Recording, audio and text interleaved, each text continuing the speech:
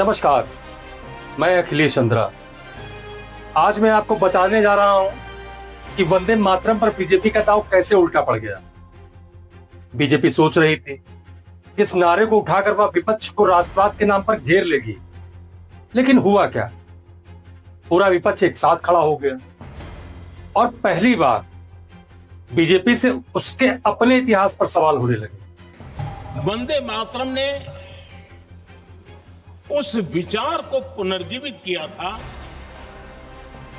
जो हजारों वर्ष से भारत की रग रग में रचा बसा था।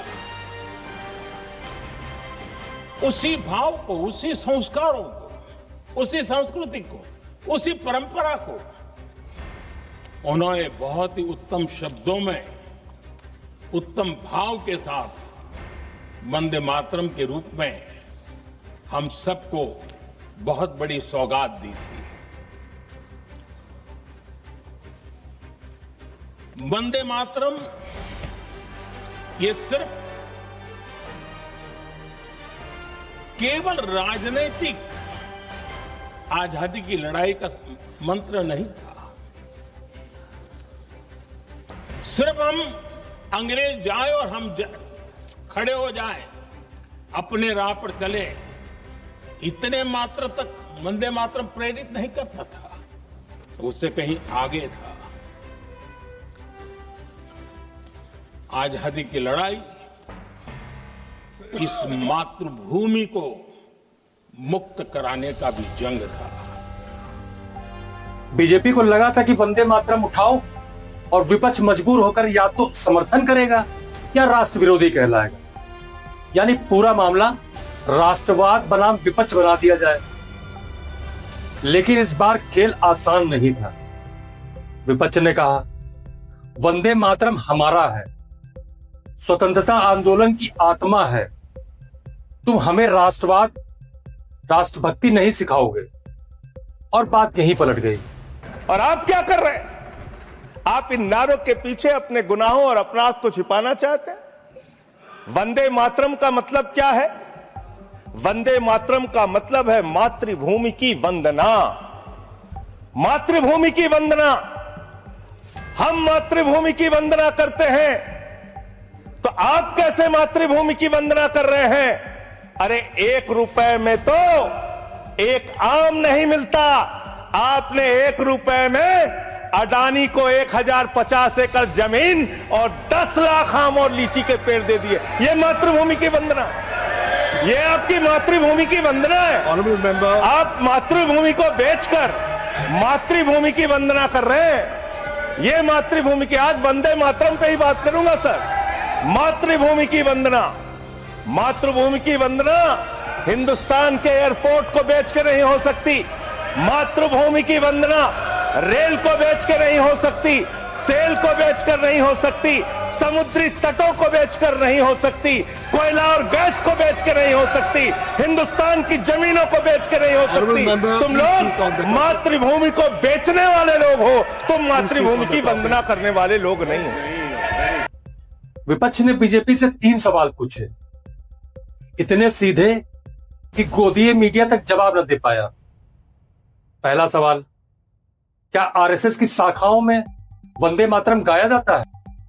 दूसरा सवाल, आरएसएस ने 52 सालों तक तिरंगे को क्यों नहीं अपनाया?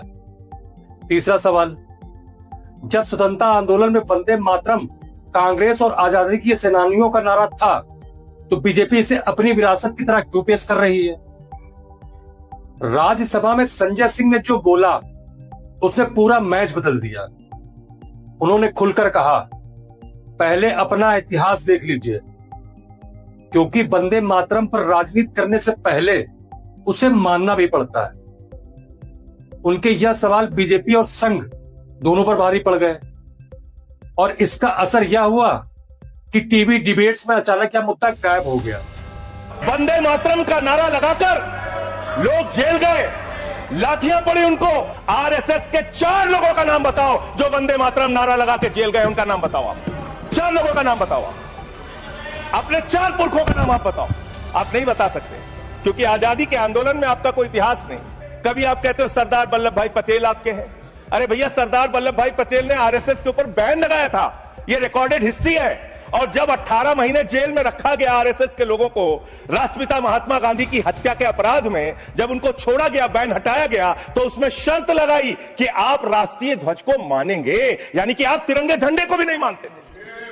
आपने 52 साल तक हिंदुस्तान का तिरंगा झंडा आरएसएस के मुख्यालय पे नहीं फहराया सर, नहीं फहराया।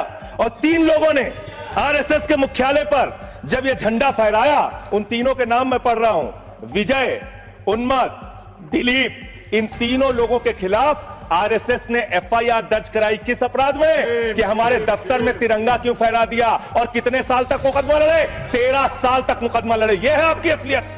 आप तिरंगे का विरोध करते हैं, भारत के राष्ट्रीय ध्वज का विरोध करते हैं। जो लोग तिरंगे और राष्ट्रीय ध्वज का विरोध कर सकते हैं, वो भारत माता के सच्चे सपूत नहीं है। आप भारत के राष्ट्रगान का विरोध कर रहे हैं। आपके मुख्य पत्र में भारत के राष्ट्रगान का विरोध लिखा गया है। इसके लिए भारत के प्रधानमंत्री को और पूरी की पूरी भारतीय जनता पार्टी को, जो अपने आप को आरएसएस को अपना आदर्श मानती है, पूरे देश से माफी मांगनी चाहिए। आपने तिरंगे का विरोध किया, राष्ट्रगान का विरोद किया, वंदे मातरम आपने लगाया नहीं कभी। कोई आपका व्यक्ति देश की आजादी के आंदोलन में जेल नहीं गया। कभी आपने कोई देश के लिए, हमारे यहां अवधि में कहावत है, नाखून कटाए के शहीद ना बना भैया। तू तो नाखूनों नहीं कटाया भैया, बिना नाखून कटाए शहीद बना चाहता है। जिन्ना के साथ आपके कितने गहरे और मधुर संबंध थे, क्या इस देश के लोगों को पता है? नहीं पता, मैं बताता हूं। श्यामा प्रसाद मुखर्जी जी फजलुल हक की गवर्नमेंट में फाइनेंस मिनिस्टर थे, और फाइनेंस मिनिस्टर रहते हुए उन्होंने अंग्रेज गवर्नर को चिट्ठी लिखी थी। ये चिट्ठी लिखी है। आपने भारत छोड़ो आंदोलन के खिलाफ आपके नेता, जनसंघ के पहले राष्ट्रीय अध्यक्ष और तत्कालीन गवर्नमेंट में जो वित्त मंत्री थे, उन्होंने चिट्ठी लिखी अंग्रेज गवर्नर को और कहा कि भारत छोड़ो आंदोलन, जो हिंदुस्तान के क्रांतिकारियों का आंदोलन था, जो देश की आजादी का आंदोलन था, वो आंदोलन कुचल देना चाहिए, खत्म कर देना चाहिए। ये है रिकॉर्डेड हिस्ट्री आपकी। क्योंकि ये सवाल रिकॉर्ड पर है और इनके जवाब संघ के पास भी नहीं। अगर मीडिया इस पर बहस करेगा तो मुद्दा सीधे संघ के दस्तावेजों पर जाएगा, और यह बात बीजेपी को सूट नहीं करती। इसलिए टीवी पर एकदम सन्नाटा। तो कुल मिलाकर बीजेपी ने सोचा था कि वंदे मातरम विपक्ष को चुप करा देगा, लेकिन विपक्ष ने इतिहास उठाकर बीजेपी को ही सवालों के घेरे में खड़ा कर दिया।